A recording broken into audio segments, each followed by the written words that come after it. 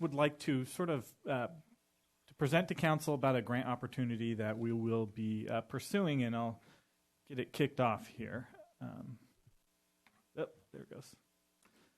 So we've mentioned this to council before, but city staff on a regular basis, we try to find grant opportunities that can help improve the downtown area specifically. We know that that's been a priority of council, as well as several individuals in the public or community at large that sees it as a priority. One potential opportunity is what's called the RAISE grant. It is a federal grant that has $1.5 billion in funding set aside for specific types of projects, and I'll go over those project types. They must be transportation infrastructure projects, and more specifically, the emphasis of any type of grant application needs to focus on safety, environmental sustainability, quality of life, mobility, and community connectivity, economic competitiveness and opportunity and innovation. The application or the notice of funding availability indicates what they really want you to focus on with these grant applications are sort of those bullet points down there.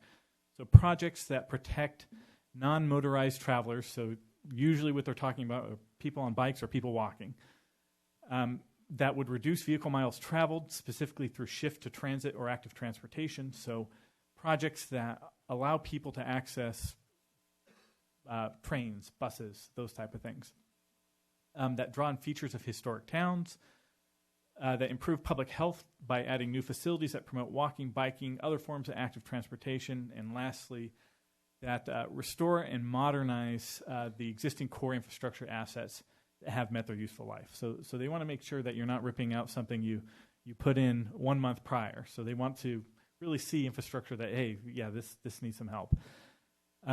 Council at a previous meeting authorized staff to work with an engineering / grant writing firm to prepare the application.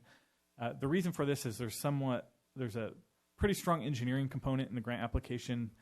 The federal government makes things very complicated with these applications. They have what's called a benefit cost analysis, where you have to do a substantial amount of engineering to figure out what will it cost to build the project, and then there's some calculations based on the potential benefits. They literally say, well, every foot of sidewalk is worth $10, and every vehicle accident is worth, reduction of vehicle accident is worth $500,000. And at the end, it spits out a number, and the cost of the project should be less than the benefit it provides. And so there's a lot of engineering associated with that. So we do have a firm working on that for us right now. As mentioned, about $1.5 billion set aside.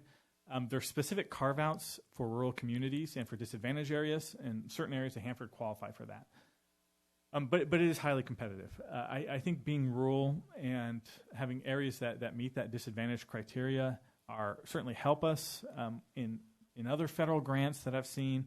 When they don't have these carve-outs, sometimes it's almost not worth applying because it's going to be major urban areas. Los Angeles, San Francisco, they tend to be the ones that get the funding. So really nice to see there was a carve-out for this one. So what is the city proposing in the grant application? We are proposing a handful of things, and I'll show you some slides after this that kind of give you a visual representation of what we might want to consider. One would be to improve downtown alleys to provide safe pedestrian corridors, improving sidewalks, drainage, and pedestrian safety around Civic Park, improve historic China Alley. So you recall that one component that talked about emphasizing or highlighting historic areas. We thought that made a lot of sense. Also, providing wayfinding and historic markers in the downtown. So again, playing to that historic component. Hanford has a really unique downtown, and I think there's opportunities for us to sort of provide information to individuals about buildings they walk past every day, and they don't give second thought to it, right? So that is another key component that we'll be looking at, and I'll show you some examples of what we're talking about. This is the sort of the scope of the grant as we're looking at it right now. Obviously, it's early stages. This is subject to change, but what we're considering are some roadway safety improvements that start at the Amtrak station, and what we're kind of referencing there is making sure that the sidewalks are ADA compliant, that they're accessible. So in theory, if someone gets off, takes Amtrak, steps off the train, that they can access the downtown sort of uninterrupted, right? That if you're a pedestrian or you're a cyclist, that you can get to the downtown without interruption. So that would include those roadway safety improvements, some crossings. We haven't determined whether or not we're actually going to do mid-block crossings, but it's an option. China Alley pedestrian and bicycle corridor improvements. So we have a pretty robust, as everyone here is aware, alley system in our downtown, right? You can look down an alley and it's a straight shot for blocks and blocks and blocks. And something that, so I'll walk around downtown on occasion just to kind of check stuff out and see how things are going. And people use that corridor all the time to walk and to cycle. I think I see more pedestrians use the alleys in lots of areas than I do vehicles. It's inconvenient for a vehicle, quite frankly. Unless you're just really have to use the alley, it doesn't make a whole lot of sense. So we're trying to come up with a model where we can still allow for vehicles, but also encourage and make it safer for pedestrians that want to use those alleyways. Intersection safety improvements. So those are areas where we've considered doing bulb outs, improved lighting, landscaping, things like that. So a pedestrian who's at an intersection and wants to cross feels that they can do so safely. And then some additional intersection safety improvements.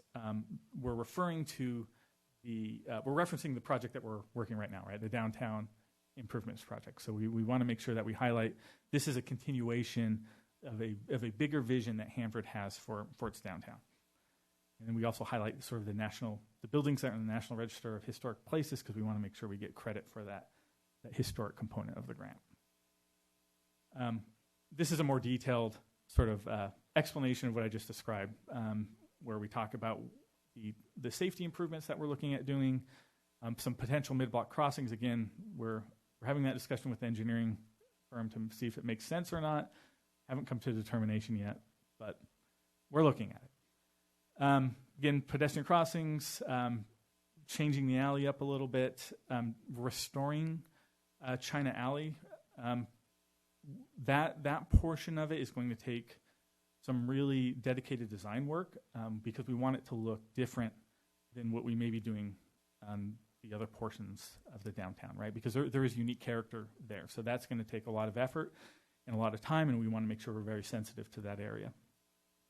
So, and then also, in addition, we're looking at potential EV charging stations because that's another component of the grant. They want to make sure that if you're an electric vehicle and you want to get to the CART Regional Transit Center, that you can charge somewhere and then walk there if you wanted to. I mean, several options there.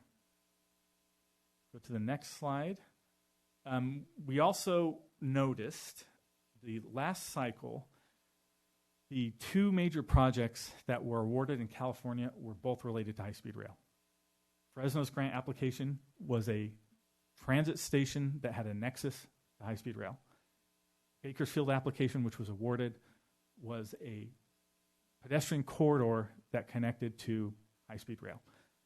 And it makes some sense, right? This is a federal grant, and when that's a concept, they understand what high-speed rail is. They know about California high-speed rail. They may not know about Hanford. They may not know anything about Hanford. It wouldn't surprise me if they knew nothing about Hanford. But they're going to be aware of the high-speed rail project. So making that nexus, I think, is going to be an important part of the grant, even though there's some distance between the project and high-speed rail. And that nexus that we're trying to make is that if you get off Amtrak or if you use CART, you can have an uninterrupted pedestrian pathway from there to high-speed rail. Between the East Lacey project, some of the connectivity projects at high-speed rail, we presume we'll be doing, that you can get off Amtrak or you can be in Hanford's downtown and get to high-speed rail or vice versa. And that's what that's meant to display. So, alley sort of modification and conversion. Here's some examples of a city that went through and this is in Colorado, a pretty substantial alley conversion program. There are several models to this. Some places completely pedestrianize their alleys, like they shut them down for vehicles.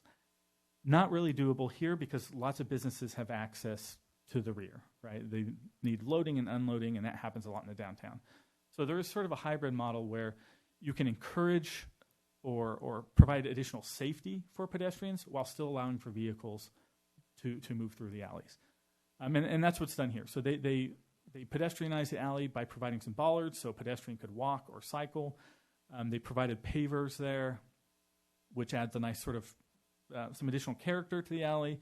It also, there's studies that show that pedestrians feel safer when there's pavers on the ground versus if they're walking on asphalt, because asphalt sort of gives the impression, oh wait, this is the area where cars go, right? And I'm not supposed to be here.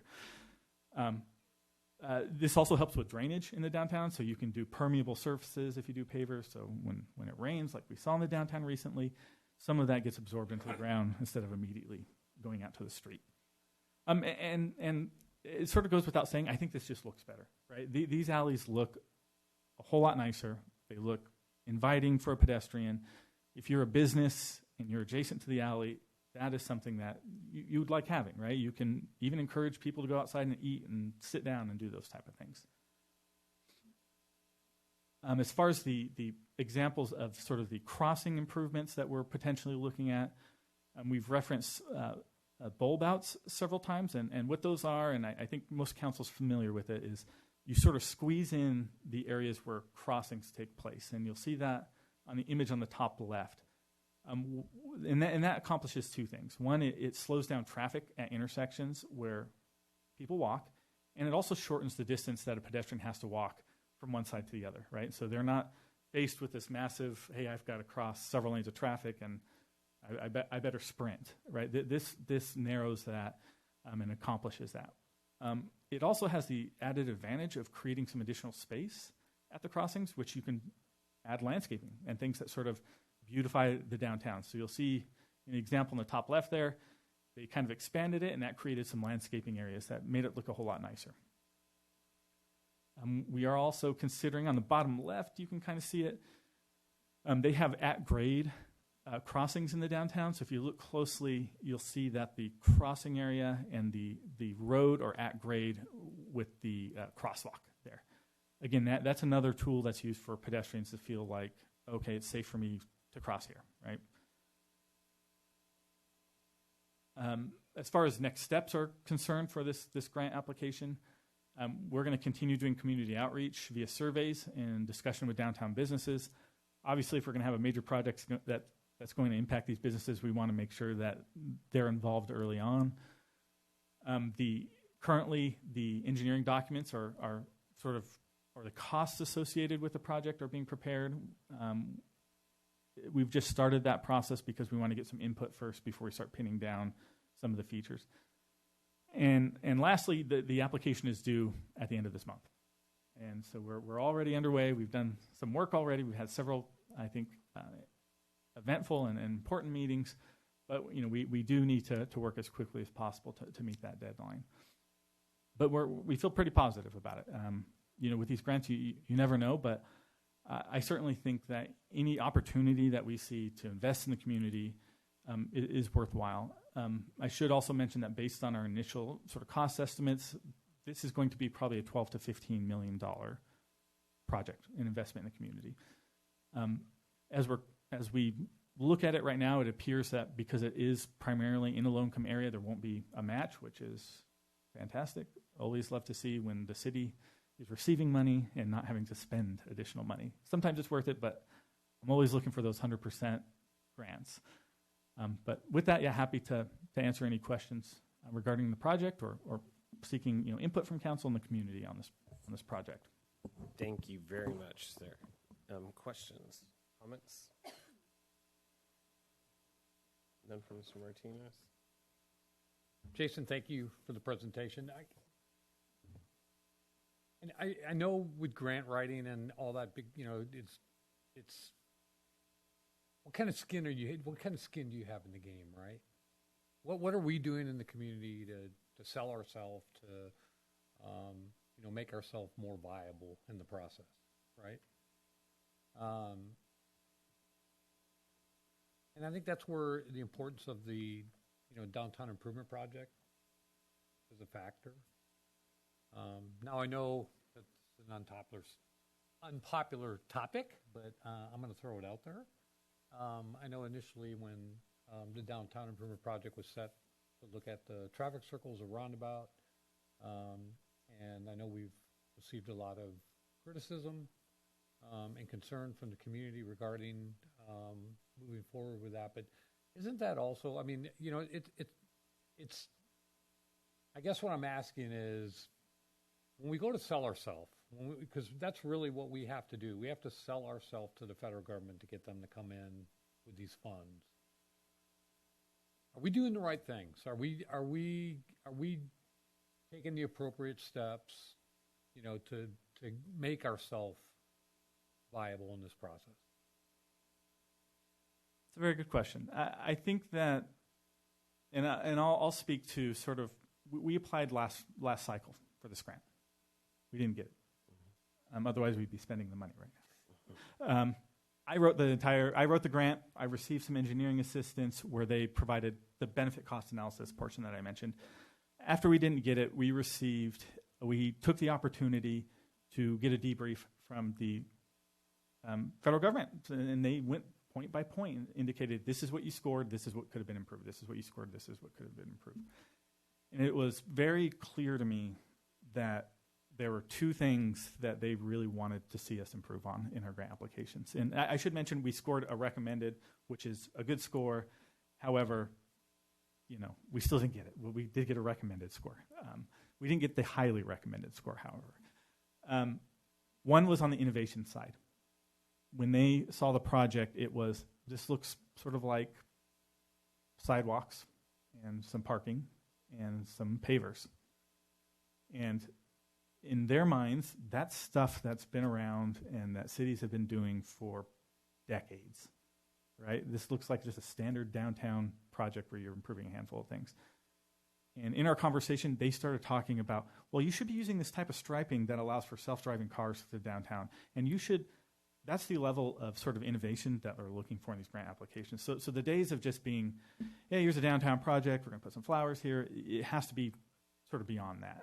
Our hope is that with some of the tweaks that we're proposing here, that will be much more competitive. The other thing is they are laser focused on reduction in greenhouse gas emissions. They want you to show that this project isn't going to result in an increase in vehicle usage. They want to see the opposite. And that means showing, hey, if I'm a cyclist or I'm walking, how does this project take people, and they make you actually quantify it in the grant application. If you do this project, how many people are going to stop driving and start walking to these places? What's that number? And you can't just say, oh, it's going to, no, how many? 100 people, 200 people? They're requesting that. It has to all be data-driven. Same with the storm drain side. In the last application, I indicated, hey, we're going to have permeable pavers. You know, that should help with the storm drain issue. And they said, how much? How many inches? How many inches of standing water are there now? And then when you put these in, how many inches of standing water do you expect? So it's no longer just a feel-good thing. It has to be quantifiable. So I took some good pictures, and I have an estimate. I think we're at 6 or 7 inches this last flood. Hopefully we can get it down to 2. And some of it, quite frankly, is guesswork. You know, you do the best you can, but it just can't be sort of generic anymore. So with that question, I think that we are on the right path. I think having a vision where we can say, high-speed rail's over here. High-speed rail is a massive, in theory, reduction in greenhouse gas emissions. We're finding ways to get people from downtown to there. That's a good thing, right? But you have to make that nexus. So I think having a vision for the downtown, an idea of how we can do these things is where we need to start. And I think we're heading in that direction at least. And the downtown project helps that. We're certainly going to show the downtown improvement project because we can say this is the start of a bigger vision that helps accomplish those things. Thank you. Yeah. And I have to say that I really appreciate and I like how you showed between high-speed rail and Amtrak and just, you know, the 3 segments. You know, we have the East Lacey project and, you know, downtown and then moving on towards with that China Alley. I didn't realize China Alley went as far. I thought it was just that one block in Hanford. I never knew. It actually, yeah. I think it freaked us out at one point too, because I'm blanking on what happened, but something about China Alley came up, and we're like, wait, what are you doing to China Alley? But it was an extension; it wasn't the actual historic. Yeah, where the old dynasty was, you know, right yes. there. So you show up if you look in Google Maps, it shows it as the whole section is China Alley. So we use it as shorthand, but if you're really talking about China Alley, it's just that one block. That's correct. That's pretty cool. But great job. Thank you very much. Yeah, I think that, obviously you learned a lot from that last one, and I applaud you on that, and then taking the necessary steps to push forward, and obviously getting the experts in on this too, and learning more what we can do. Since the elephant being the roundabouts and stuff was kind of broached on that too. Yeah. It shows the importance of what we need to be doing, and when we think about Doughty Street and making sure that we are doing taking the measures that we need to make that more walkable, and to make sure that we aren't producing any more greenhouse production. I was just driving down Doughty to get here, and I was backed up at one of the four-way stops, and sorry, but couldn't help but think, wouldn't it be great if this was a roundabout, even though that's not where we're planning on putting one, but the four-way stops definitely stop traffic and stuff. So, things to think of moving forward that's going to make us more competitive as we move forward in the whole process. Well, I want to talk about roundabouts. Only to add, I assume that roundabouts are healthier for the environment than the stop signs, right? That's what those guys like to see. Typically, depending on the circumstance, you can see reduction in greenhouse gas emissions just because it reduces idling time, right? Which tend to be. I went to Lindsay and saw their new, I don't know how new it is. It's new to me on Saturday. And it was really cool. That's all I'm going to say. Sorry, what features? What features do they have? Feature was really cool. They had a little more space than we do. Mm-hmm. And they had a couple of things. One, they had an old wind machine for the citrus orchards when it gets cold to get the wind machine. But the other thing that I really liked is they had a small planted circle of miniature citrus. So they were growing citrus right there in their farm, right there in the middle of town. Oh, that's cool. Property sale. I thought that was great. Oh, and they cool. had nice brickwork and some of the stuff Mm-hmm. I just think also repurposing, reinventing the alleyways and opening it up for more of the businesses, and having that designated walkability, but also people can just go and maybe just pop in. It's another place where they could walk and then just pop into a store. Walk and pop into an eatery of some sort. And so I think that's going to be really cool as well. No, I'm glad you mentioned that too, because that was something that I've seen happening for years and years, and would love to see that here. I think it just brings that coziness to downtown, mm-hmm. and classes it up too, and just more opportunities for businesses, little cafe spots and those sorts of things. And I think too, with our Thursday night market coming through, and then they could peer off, go a little south and then peer off down the walkways and the alleys, and just expands the growth, and people will want to come to downtown just to go for those jaunts. Mm-hmm. When you see the importance of, I know we've, since I've been on the council and even prior to serving, it's the downtown improvements, the walkability, the safety, the greenhouse gas emission issue, and everything that goes along with it. It's been a topic. It's been a great discussion, and I think we have to keep going forward with that. I know when we went down for ICSC, and it was the lamplight district. Gas lamp. I knew I was going to get it wrong. Is it gas lamp? Not gaslight. No. Gas lamp. Something totally different. We were down there and we got to see that, and especially in the evening and stuff when we were down there, and the number of people that were out and about and moving around, and the benefit that it brings to those downtowns. It's critically important. I think that's something that we definitely want to keep pushing forward. Awesome. Thank you for your work. Thank you. All right. We need. So at this, no, I was just going to open public comment. Public comment. Sorry. Yes. Let's go. At this time, I'd like to go ahead and open up public comment. You have 3 minutes. Seeing none, I will go ahead and close public comment. Ready to go? That was just a presentation. No And direction. if there's any other additional features or anything that you would like us to include, I'm just thinking the alleyways will be lit. We're planning on having well-lit alleys, so. and we had that discussion with the engineer, and they asked that exact question: are you planning on doing lighting? I said, absolutely. I think that's, if we're going to encourage pedestrians or allow pedestrians, we're going to need it. So, absolutely.